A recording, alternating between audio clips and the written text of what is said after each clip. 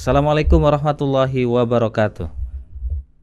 Waalaikumsalam warahmatullahi wabarakatuh. Sehat Bang Abdullah? Alhamdulillah. Sehat, sehat, sehat. Alhamdulillah. Bagaimana persiapan Ya. mudik Bang? Akan mudik? Saya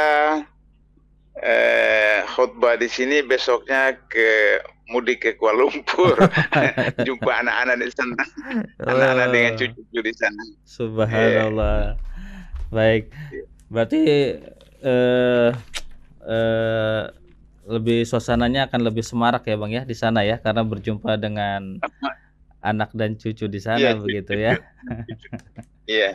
Baik Bang Abdullah, di pagi. Karena tahun lalu mereka kesini, jadi tahun ini saya dengan Nyonya yang kesana. Oh begitu. Baik Bang Abdullah. Ganti-gantian. Betul. Okay. Bang Abdullah, saya ingin bertanya tentang kasus korupsi timah ini Bang, yang 271 triliun ini kan bukan uang yang sedikit ya.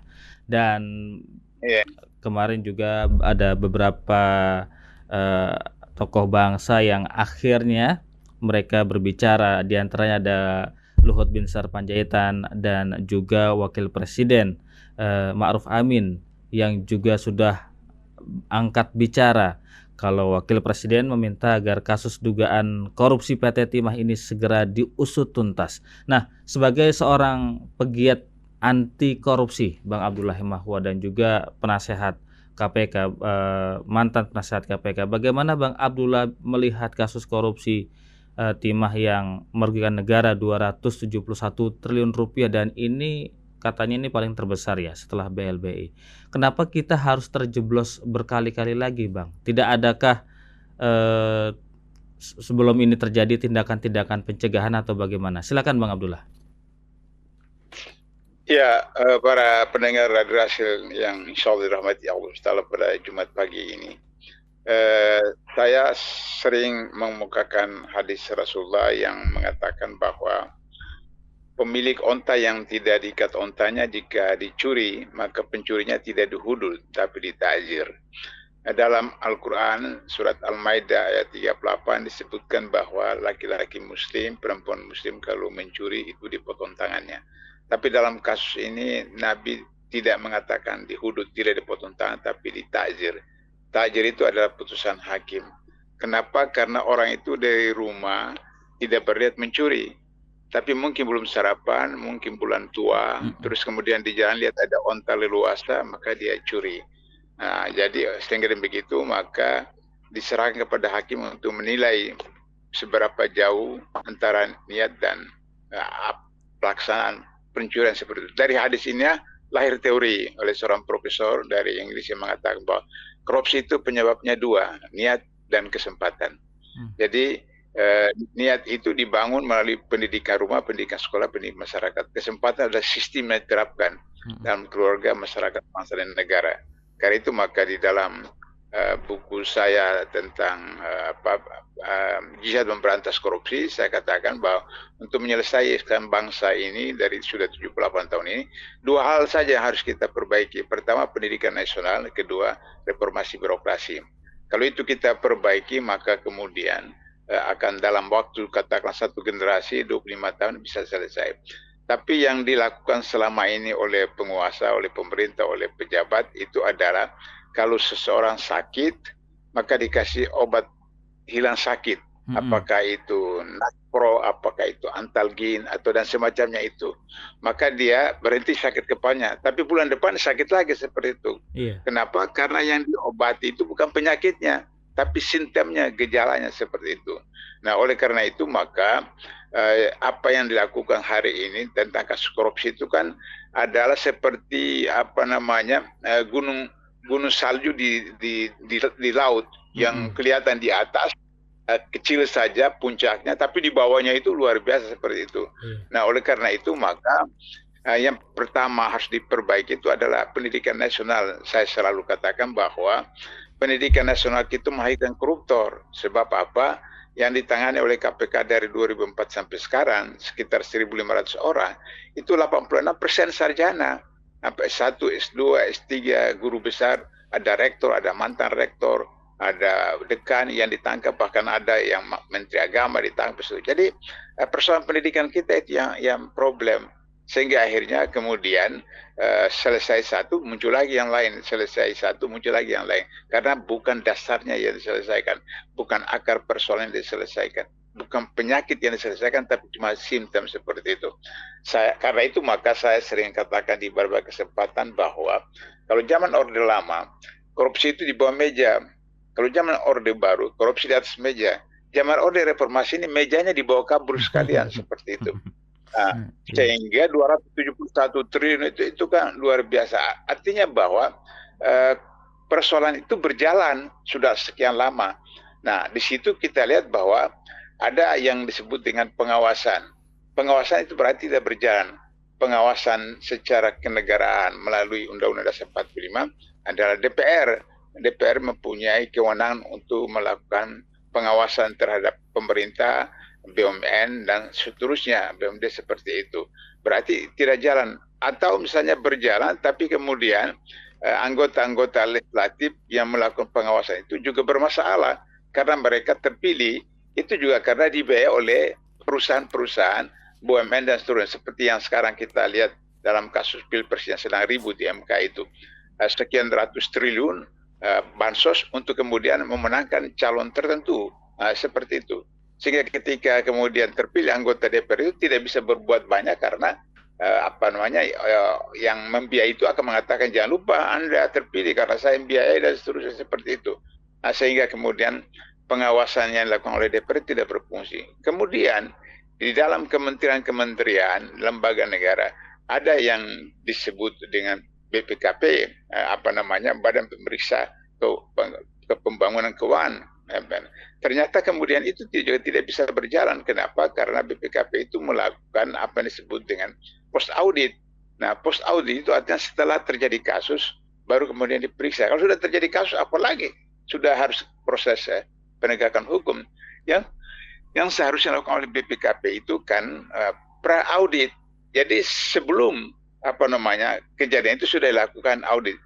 Jadi dimulai dari perencanaan suatu lembaga negara, perencanaan suatu kementerian, itu sudah di audit. Bisa nggak? Misalnya bulan Januari, Februari, Maret, ada satu kementerian atau lembaga negara atau Pemda mengajukan program membangun jalan sekian puluh kilometer. Nah, BPKP atau Irjen atau DPR atau DPRD itu harus membatalkan, harus menolak program itu. Kenapa? Karena Indonesia itu Januari, Februari, Maret itu hujan. Jadi kalau membangun jalan pada waktu hujan sama saja dengan membuang garam ke laut. Nah, sehingga kemudian 1-2 tahun, belum sampai lagi 2 tahun, belum sampai 1 tahun, kemudian jalan itu rusak seperti itu. Nah, itulah kenapa waktu saya di KPK, saya mengusulkan BPKP itu dibubarkan, digabungkan ke dalam BPK. Kenapa? Karena BPK itu secara konstitusional melakukan tugas post audit. Jadi sudah baru kemudian akhir tahun, setiap tahun BPK melakukan audit seperti itu. Nah, sementara BPK itu juga kekurangan tenaga auditor. Nah, maka saya sarankan BPKP itu kemudian masuk saja gabung ke BPK sehingga kemudian sama-sama post audit dan kemudian punya SDM yang banyak, maka kemudian bisa lebih kecil. Kemudian Irjen, baik Irjen Kementerian maupun Irjen daerah, Irjen itu tidak bisa melaksanakan tugas terhadap atasannya dengan benar karena dia diangkat oleh atasannya. Jadi Irjen itu diangkat oleh menteri. Bagaimana Irjen mau memeriksa menteri kalau menteri yang mengangkat dia? Nanti kemudian dia kemudian dimutasi apa segala macam. Nah, karena itu saya mengusulkan waktu masih di KPK itu adalah Irjen itu dibawa langsung oleh KPK. Sebelum ada undang-undang baru, sebuah kegiatan Irjen itu dibawa kontrol KPK sehingga dengan begitu pengawasan terhadap menteri dan seterusnya seperti itu. Nah, jadi BUMN seperti PT Timah itu seperti itu berarti kan menteri BUMN tidak berjalan, tidak berfungsi. Kenapa menteri BUMN tidak berjalan? Karena menteri BUMN itu juga adalah ketua PSSI, Persatuan Sepak Bola Seluruh Indonesia. Jadi dia urus kementerian, dia juga urus bola, dia juga urus pestanya. Coba bayangkan dia menteri, jadi ketua panitia pernikahan anaknya presiden. Ini apa-apaan ini seperti itu. Jadi seakan-akan Presiden Jokowi itu raja. yang semua di bawah itu adalah hamba saya, tinggal diperintah dan seterusnya. Seorang menteri jadi ketua panitia pernikahan seperti itu. Jadi memang rezim ini rezim yang paling tidak etis, rezim yang paling amburadul, rezim yang paling tidak mengerti hukum, rezim yang paling melanggar aturan, tradisi, norma, dan seterusnya. Nah, akibatnya seperti air bah, tiba-tiba kemudian banjir, baru kaget-kaget 271 triliun. 271 triliun itu kalau dibagi ke rakyat itu sudah luar biasa seperti itu. Kita sudah bisa melunasi separuh dari utang kita, utang luar negeri dari pemerintah seperti itu. Nah, sehingga begitu, maka dulu waktu saya di KPKPN sebelum KPK, itu saya mengusulkan agar supaya orang yang akan ditunjuk menjadi seorang komisaris di BUMN, apakah PN, apakah Petima yang BUMN, BUMD, itu harus diajukan dulu ke KPKPN. Dulu KPKPN, sekarang sudah tidak ada KPKPN, sudah masuk dalam KPK, diajukan kepada KPK. Baru KPK kemudian mengaudit, memeriksa calon komisaris ini latar belakangnya gimana, dia bersih atau tidak, seterusnya. Sehingga kemudian sudah dipantau saja awal sebelum dilantik. Sehingga ketika begitu dilantik, dia tahu bahwa dia diawasi oleh KPK, diawasi oleh Irjen, diawasi oleh BPKP dan seterusnya, sehingga kemudian itu. Kalau sekarang kan tidak, semua saling menyandera karena semua saling membayar, saling membiayai, sehingga kemudian ya udah tahu siapa tahu. Baru kemudian ketika sudah pecah kongsi, jadi misalnya begini Mas Angga, suami istri itu ketika masih pacaran, itu berjalan, itu bergandengan tangan. Kalau misalnya ada got atau ada batu atau apa, kata laki-laki, sayang, hati-hati, ya nanti jatuh kena itu batu. Itu sedemikian rupa ketika pacaran. Kemudian menikah 1 bulan, 2 bulan, 1 tahun, 2 tahun. Terus kemudian ketika cerai, habis semua. Oh, dia tidur itu ngorok, dia apa namanya, pokoknya habis semua. Jadi itu sekarang terjadi seperti itu, yang istilah HRS terhadap 01, 02 dengan 03. Ini setan dengan setan lagi berantem. Kita nonton saja setan dengan setan berantem seperti itu. Jadi itu yang terjadi sekarang. Ketika sudah pecah kongsi, siapa dan siapa terbongkarlah seperti itu. Tapi kan yang rugi rakyat.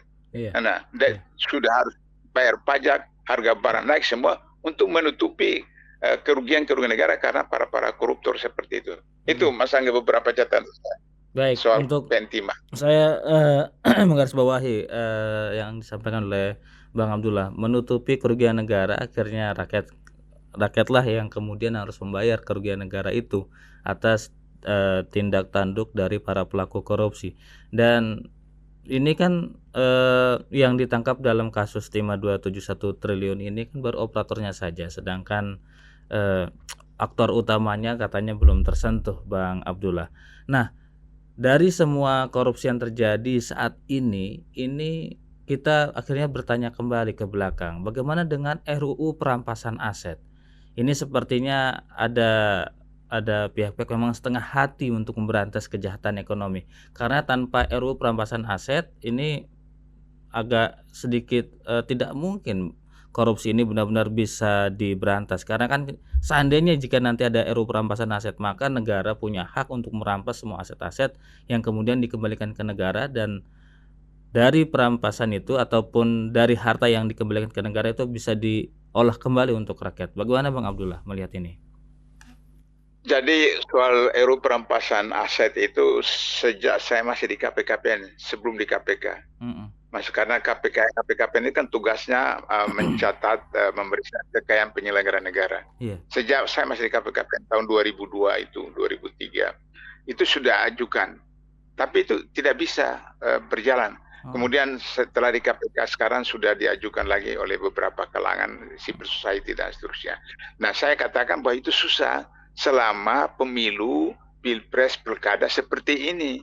Kenapa? Karena pemilu pilkada itu triliunan rupiah, sekian triliun rupiah, sehingga kemudian untuk bisa membayar ongkos yang keluar untuk jadi presiden, jadi gubernur, jadi anggota DPR itu sekian tahun harus keluarkan untuk mengganti rugi seperti itu. Sehingga dan begitu, maka bagaimana mereka mau membentuk, meresmikan atau mengajukan undang-undang perampasan aset, Karena kalau itu dilakukan maka anggota DPR yang pertama disita hartanya. Karena harta-hartanya itu semua dari hasil suap, hasil sogo, hasil permainan illegal logging, illegal fishing, illegal mining dan seterusnya seperti itu. Nah itulah sebabnya maka saya tidak terlalu percaya bahwa DPR ini akan menyelesaikan karena mereka ini hasil daripada pemilu pilpres pilkada yang curang. Nah apalagi yang sekarang 2024 kita sudah lihat sampai ada 200 lebih kasus diajukan ke MK, gugatan seperti itu. Nah sehingga dengan begitu undang-undang perampasan aset itu bisa terjadi kalau nanti kita kembali ke Undang-Undang 45 yang asli.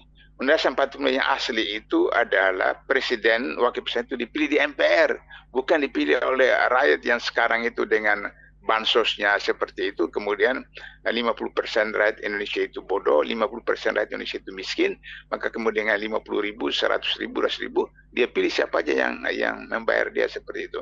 Tapi kalau misalnya kembali Undang-Undang 45 asli, kita milih anggota DPR itu bersidang di MPR, mereka kemudian bermusyawarah, pilih presiden wakil presiden.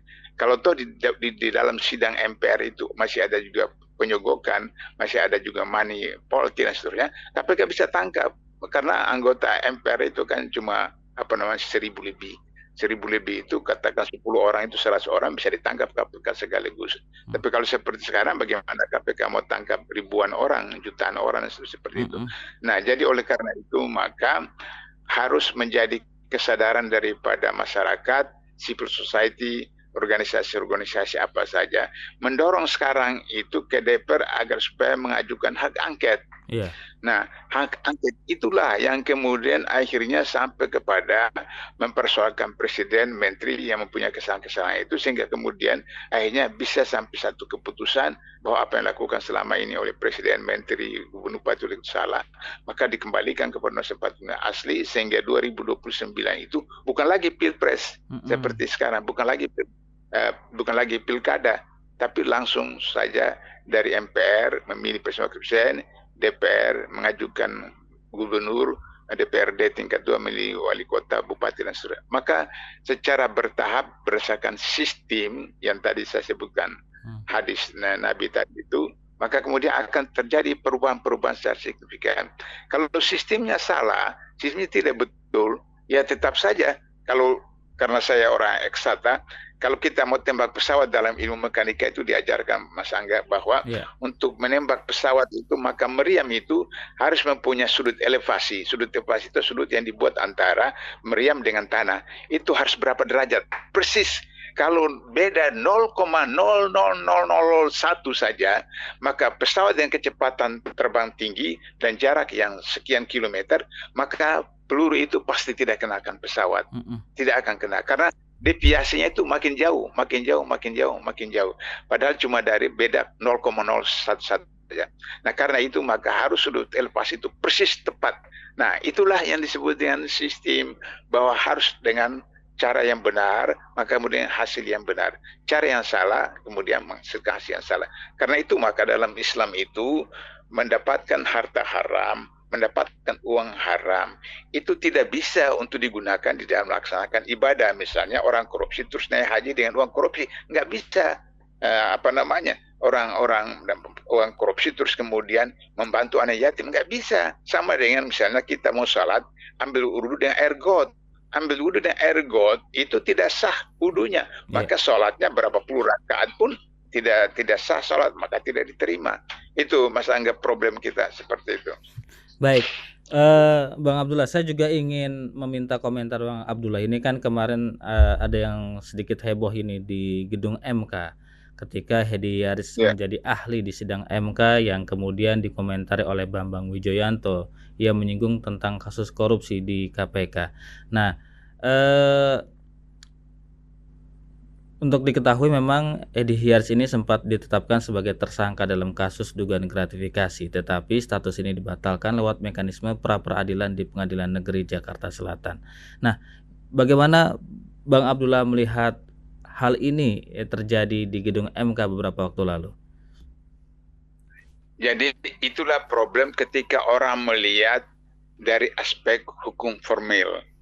Orang tidak melihat dari soal apa yang disebut dengan etika nilai. Jadi hukum formil dia dibebaskan oleh oleh pengadilan pra peradilan. Itu hukum formal bahwa, tapi dari segi etika dia bermasalah. Sebab apa? KPK tidak akan melakukan sesuatu kalau tidak ada indikator, tidak ada indikasi, tidak ada barang bukti. Sehingga demikian maka kemudian orang berpikir bahwa apakah putusan pra peradilan memenangkan wakil Menteri Hukum HAM itu betul atau ada permainan. Nah, ini ada pengalaman di KPK yang juga pernah terjadi ketika ketua Golkar, ketua DPR, siapa itu yang ketua DPR yang ditangkap KPK itu? Bambang Susatyo? Bukan. Ketua DPR yang ditangkap itu. Nah, Allahu Akbar. Siapa lagi itu? Nah, itu kan dia ditetapkan tersangka, sudah itu kemudian ajukan pra peradilan. Dia majukan pra peradilan, dia menang. Maka KPK menetapkan lagi tersangka dengan pasal lain, kemudian akhirnya ditangkap dan sudah masuk penjara sekian puluh tahun, tapi sudah bebas beberapa tahun yang lalu. Jadi pengalaman di KPK itu bahwa menang di pra peradilan belum tentu itu tidak bersalah. Nah, kan teman-teman di KPK ini bisa memprosesnya lagi, apalagi kita mempersoalkan Firly yang ketua KPK yang orang istana, sehingga kemudian wakil ketua Menteri Hukum ini kan orang partai penguasa, sehingga demikian bisa saja ada permainan, sehingga kemudian ada permainan dengan teman-teman di KPK, sehingga kemudian mungkin belum selesai belum diproses secara serius. Tapi kalau misalnya nanti ganti ketua KPK baru, kemudian diproses, kemudian bahwa nanti tahun depan, tahun 2 tahun, 3 tahun depan ditemukan lagi alat batu, bisa seperti itu. Nah, oleh karena itu maka kita bisa menjadikan hukum sebagai satu patokan.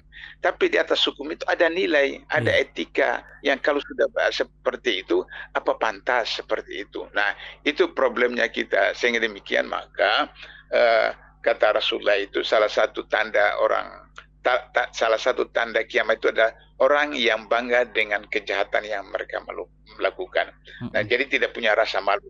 Padahal kan dia seharusnya kan punya rasa malu. Dia sudah status tersangka meskipun kemudian pra peradilan membebaskan dia. Nah, itu persoalan etika itu yang memang selalu saya katakan dan semua masyarakat katakan bahwa pemerintahan ini betul pemerintahan yang tidak etika. Tim hukum yang ada di 02 itu semua kumpulan orang bermasalah. Semua orang bermasalah.